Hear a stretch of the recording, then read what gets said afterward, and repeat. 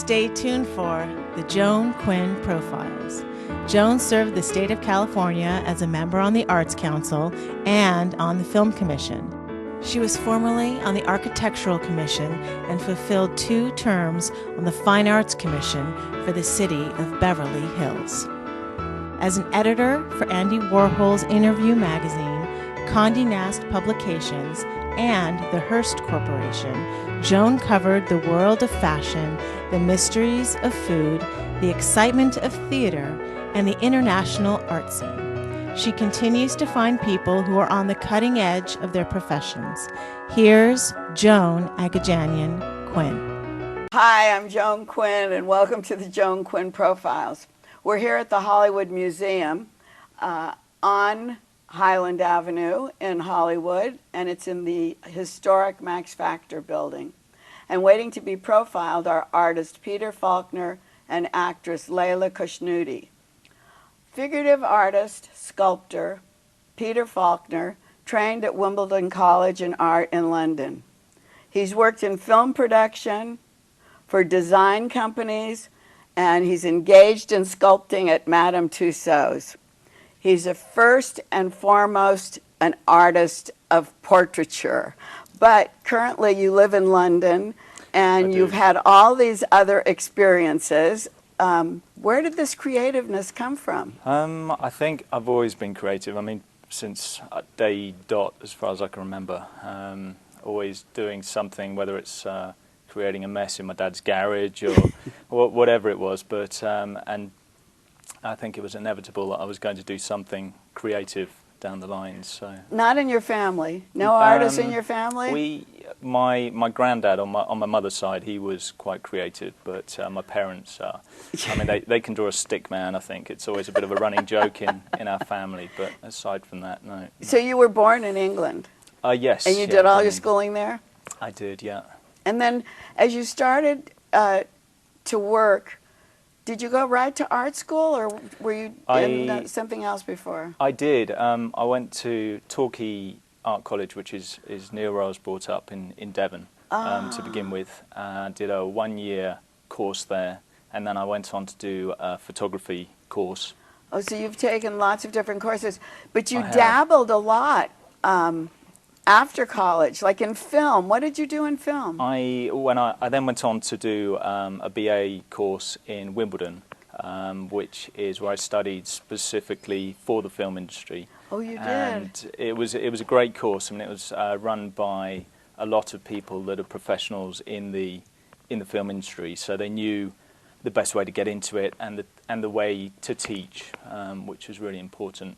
And what did you learn? What did you do in film? I studied sculpture, predominantly sculpture. So then when I left, I went into the film industry as a sculptor and a prop maker and a model maker. Oh, how great! So you did use that college education. Yeah. Yes. Yeah. And did they place you? Did they place you, or do you audition for films? Or I went to interviews, and the people that I met when I was at college, the tutors had a lot of connections. So when I went for interviews, the doors were already partly open, so it made it much easier from that sense. That's what I thought would happen. You also did some other kinds of advertising, or? I did, yeah. I mean, my work path has gone in lots of different directions. That's why I want to get to it before we get to the portraiture. Yes, because you just actually found it, right? Well, I think I didn't really know. I mean, I was very young when I left college, and I didn't really know. I don't think many people do exactly which direction you want to go in and what you want to specialise in. So I think I was finding my feet and working out what I really wanted to do, and I think that was all part of the course. So as part of advertising, did you draw for the advertising situation? I did. I was drawing. It was more sculpting, but I did do illustrative work as well. But predominantly it was sculpting work. Well, I think one of the most exciting things in the background is this Madame Tussauds. I mean, how many people do they have working for them? They have a lot. I was only an assistant. I wasn't. It was a job that I had after the film work. I worked a little bit for them. Then I went on to do teaching. But the skills that they that they use is very specific. Yeah, there's well, no room for interpretation. It's got to be bang on. And as to how do what they you- do that? What do they do? Do they have photographs? They What do take a lot of photographs. So they take full 360 photographs of the subject. Because he didn't have those 3D computers yet, No, well, did they still don't use that because they want to keep it very traditional. They want to stick to the way that it's always been done. Is that And, right? They wouldn't yeah, use that? No. And from that process, where do they go? Then they sculpt the piece in wax, in modelling wax. A whole body? It depends what you're going to see. If you're going to see Oh, if you're going right. to see just the head, then they don't bother. The You mean body's for a padded out. costume, they could have the costume on it? Yeah, if you're doing, say, a ballerina, then obviously you're going to see much more Yeah, of the I person. see, So I it's see. you need to sculpt a lot more. So I was thinking, when you worked on those kind of things and you were very aware of the measurements, did that tell you that you should be painting portraits?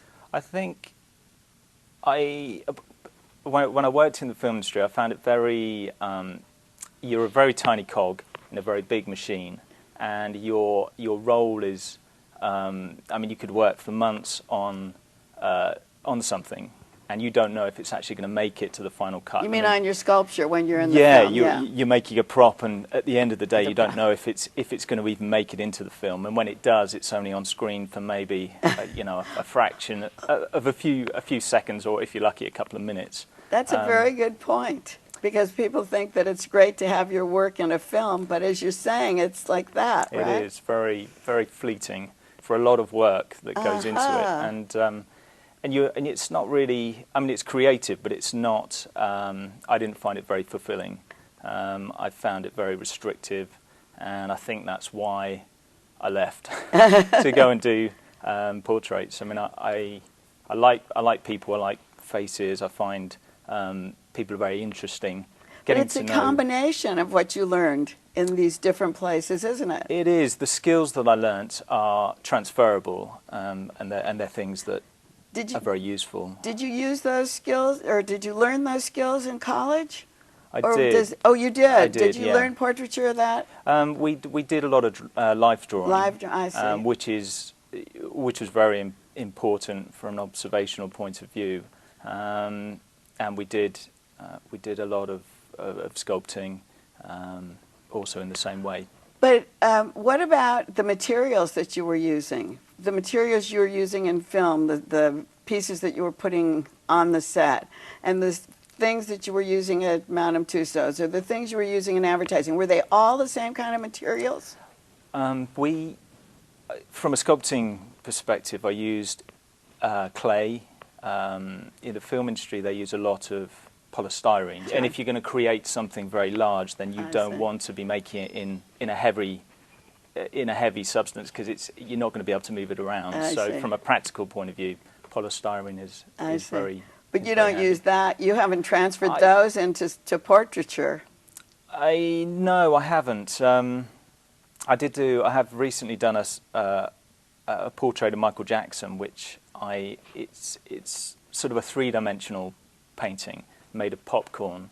Really? So I sculpted in the popcorn to make his face. Real popcorn? Real popcorn. He was a big fan of popcorn. I was doing a job with the family and something affiliated with them, and I wanted to do a piece on him. And I thought this would be quite an interesting piece to do, and something a little bit different. Did you pop it? I did, yeah. I had so many bags of popcorn. It was the place. My studio was a mess. It was everywhere. That leads me into how you actually do a commission, because you do a lot of commission portraiture. Yeah. So how does it happen? Does someone come to you? Somebody will come to me with an idea of what they want, usually, or they'll have seen my work and they like it and think that what can I do in terms of a portrait for them. But the one thing, you like to tell a story. In your portraiture, I noticed that you tell different stories. I do. I think, I mean, just to have a portrait, I think there has to be something more to it. And I think there should be more to it, because there's a lot of there's a lot to a person. They're very complex, and I'm trying to bring out the idiosyncrasies of that person, Yeah. and to get to know them a little bit more. So it's interesting. So when you meet the person, then do you have a long interview, or I do? do. You just I always observe like them? to meet the person at least a few times before I start. I see. It doesn't always happen that way, but most of the time that's how I prefer to work. And then I'll do sketches. From those sketches, I will take photographs as reference. Do you photograph the person when they come? I do, yes. And then you do sketches while they're still there? Yes. I see. Yeah. And then go on, because it's interesting, and there's a lot of processes. There is. The portrait can take anywhere from 3 months to 6 months. Oh, that's what I was going to ask you. Is that, you mean from start to finish? How long would it take you to paint something like that? It's probably, from start to finish, probably that's probably about 4 months worth of work on and off. I come back to it. I don't like to paint something constantly. Do you do other people at the same time? I do. I'm doing other work in between, but also I like time for the painting to sit with me, because you can't always see something straight away. It doesn't always work. Something might not be quite how you want it. This portrait is of Shahzad Osman. Yes. And was he in London at the time? He was in London at the time, yes. Yeah, I've done a couple of Shahzad. He's an actor and I suppose an entrepreneur. And what kind of story does it tell? This one's more a direct representation. I've done a larger piece based on him, which is him as a puppet and a puppeteer.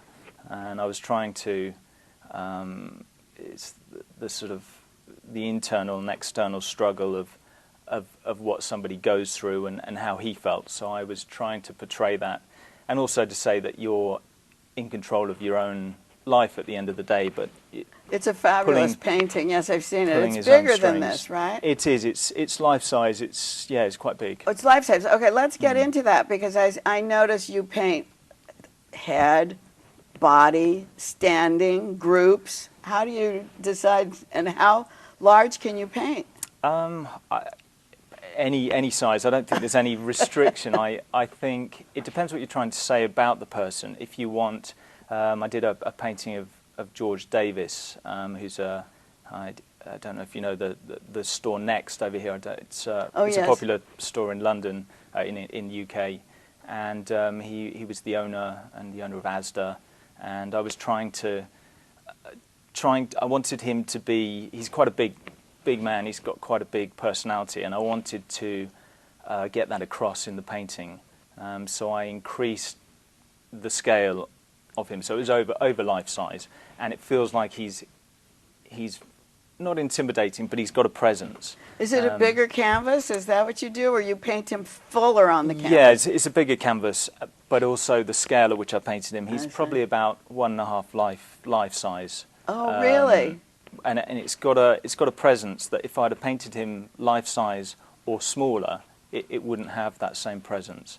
And do celebrities come to you to be? You said you did Michael Jackson, but of course he was already gone when you painted him. He was, sadly. I was doing another job for the family, making a perfume bottle. Oh, I see. And, so that's back to your commercial. Yes. Design, really. Yeah. I still do bits of that I see. as and when something comes up that I find interesting, and I thought this was a good opportunity. I was a Michael Jackson fan a long time ago. I think he's incredibly talented, and it was a good opportunity to sculpt him, and his face is on the side of the perfume bottle. Oh, and it was quite an interesting idea. They actually let me design it and create it, which initially it wasn't going to be the case. I was going to be given the designs, and so I had quite a free reign to do pretty much what I wanted. Did they ever make the perfume? The perfume was already made, as far as I'm aware. It was made by him with a perfumer. I'm not too sure who. Oh, I see. But my role was making the design of the perfume bottle itself. Had you traveled to LA to meet them, or I didn't. They came to London. I met them. But you know, you do travel a lot. You're visiting in LA now. Is there a reason for your visit? To get away from the rain in London. Oh. No, I just. But do you learn things on your travels? Yeah, definitely. There's a lot. I think LA is very rich with a lot of art, culture, and the people here. It's very different from London. It's very interesting from that perspective. And other places? You travel a lot to other places? I do. India, I went to a little while ago, which was also very interesting culture, and I was actually there for a wedding, but had quite a lot of time to look around as well. Yeah, wonderful. And, yeah, it was good. But yeah, I like travel, and I think it helps to inspire a person. I'm really happy that you came today, and I'm really happy to have Shahzad's portrait on the show. And I thank you very much for visiting us at the Hollywood Museum. Have a look around. I will do. I had looked earlier, but it's great. Don't go away. We'll be right back with Layla Khoshnoudi.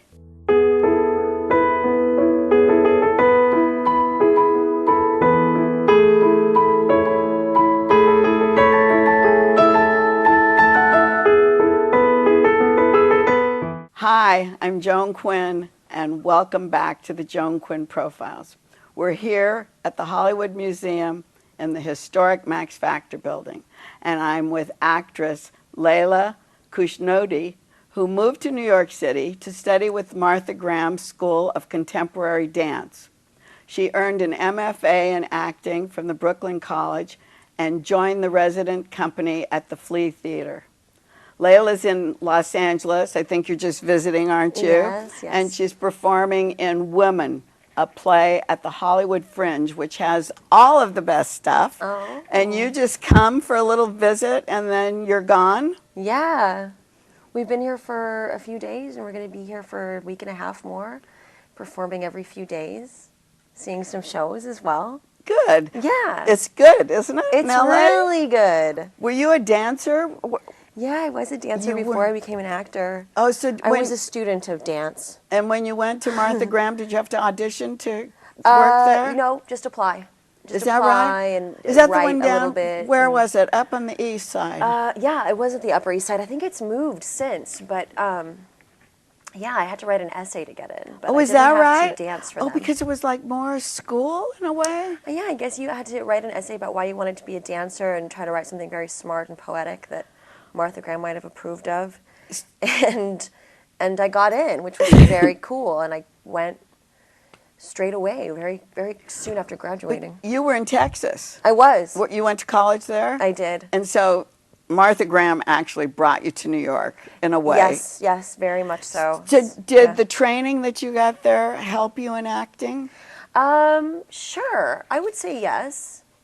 Because, being aware of your body, which is what dance really makes happen, among other things, and being able to use your body creatively and expressively, I think that's very useful in acting. And how did you decide to give up, or did you give up dancing? I still dance, but, dancing is a type of form that you have to practice rigorously every day. So in that sense, I guess I did give it up. On stage, or you just go for a class? I do dance, and some roles require me to dance, and I like to take classes. There's a lot of great classes in New York. I think that's very fun. I try to do that as much as possible. So then, when you started acting, where'd you go to school? I took a class, actually. I've always wanted to act, and I think fear held me back for a really long time. But I did some as a kid. I did a little bit in college. But I think dance was actually, in a lot of ways, an avenue to sort of bypass the fear of being on stage as an actor. And there's something a little more incognito about dance. I would think standing there and having to talk and act is much harder than dancing. It employs other areas of consciousness. Dance, you can just sort of... But dance, you're adept at, right? Yeah, you've learned it. You know your routine. So when you joined the Bats, yes. which is the company at the Flea Theater. Yeah. Where is that? Where is the Flea Theater? It's in Tribeca, downtown New York, on White Street. And they have their own theater. Yeah, they do. And tell me, did you have to audition? I went into that audition very quickly after finishing my MFA. Oh, you did? Yeah, it kind of happened very fast, which was cool because it was one very rigorous program into another kind of very full experience. So talking about rigorous, was the audition rigorous for the Bats? It was cool. It was. It's always different. I've come to realize as I've like sat in on some auditions for other rounds of like bringing people into the company, but in mine I was very lucky. There were no Bats at the audition. It was just Jim Simpson, the artistic director, just sitting there in this sort of like warehouse building, which is going to be the new space. Oh, fabulous! He's in the process of relocating, so they'd owned this building at the time, but it was just this sort of like dilapidated kind of like shell of a place. So he's sitting there in a chair in this empty room, and I go in, and I remember that I apologized first thing for like having a runny nose or something. And he gave me this great talk about never apologizing. Oh, so as an actor. You learned something then, I right? learned something at the audition, yeah. And I think I gave a pretty good audition. I was pretty sharp because I just finished school. Did you practice? Or did they give you something to read? No, they allowed you to come in with 2 of your own monologues, which is fun. It's not something you get to do very often in auditions. So you talked about this space. What kind of plays do they present? They present a lot of new works, young writers. Are those people part of the company? More experimental stuff. No, there aren't any resident writers. There are resident directors. I see. But they bring in sort of like hot, young, edgy. You know, a lot of the work is I think that they make a point of producing shows that other theaters might not be brave enough to put up, I think. That's what I wondered. That's what I wondered if they did that. And then your group of actors, your company, works with the new edgy. Yeah, the new edgy. I got it. Folks. So, women, yeah. Women. Actually, women, right? Women, yeah. Women is the play that you're in. Yes. Yes, and that's going to be at the Fringe. Yes. And it was in New York. Yep.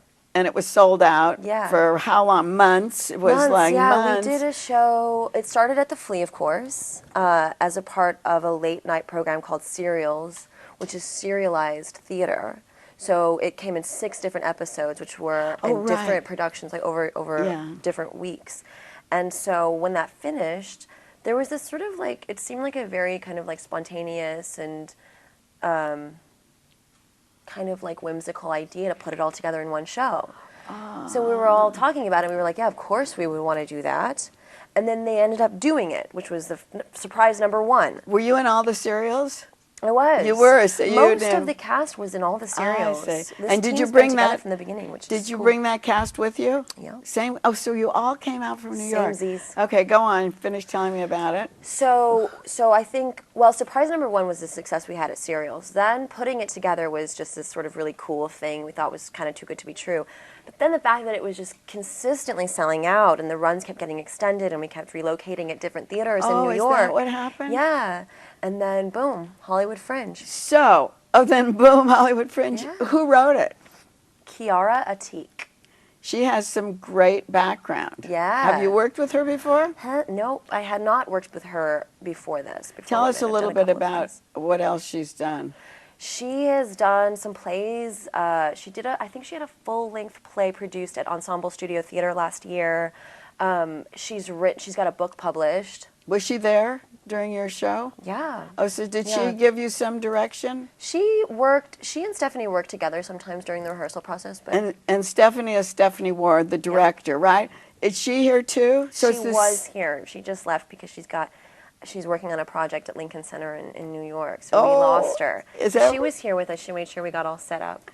So it's the same cast, the same writer, the same director. Same, it's fantastic. Stage manager, sound designer, we're all here. You all brought you all came out, and so we're lucky in Hollywood to get you. Oh well, thank you. We feel very lucky to be here.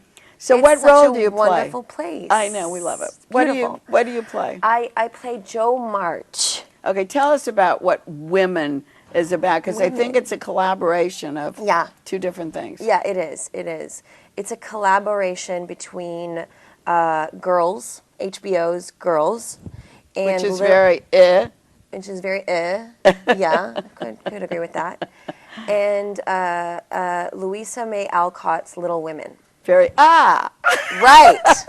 So you get and which is apparently what the people want. Very interesting though, because she wrote it to mix They them. meld quite beautifully. Yeah. It turns out. And so, what does your character do? My character, Joe, is kind of on a journey of self-discovery. Because I was going to say, wasn't she the inquisitive one? She's inquisitive. She's a challenge to her surroundings. She wants more. What kind of language? The language is a sort of like contemporary vernacular. Which is like, what would she say, Joe? She would say like,